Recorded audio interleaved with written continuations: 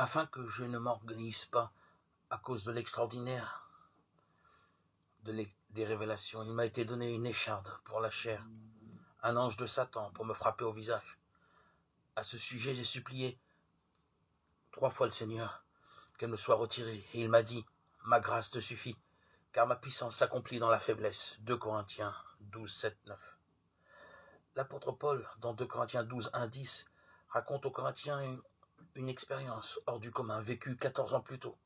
Il a été enlevé dans le paradis où il a entendu des paroles merveilleuses, qui n'est pas permis à l'homme d'exprimer. Il ne sait même pas s'il était dans son corps ou non. Puis, il a repris sa vie normale sur la terre.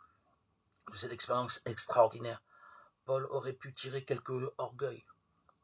Aussi, Dieu prévient ce danger en permettant que Paul ait un handicap pénible, mais destiné à le maintenir dans l'humilité. Même s'il était un chrétien exceptionnel, Paul avait en lui, comme tout chrétien, ce principe de mal que la Bible appelle la chair. Qu'on soit apôtre ou simple chrétien, la chair est là, incurable. 50 ans de vie chrétienne ne la rendent pas meilleure. Elle reste toujours opposée à Dieu.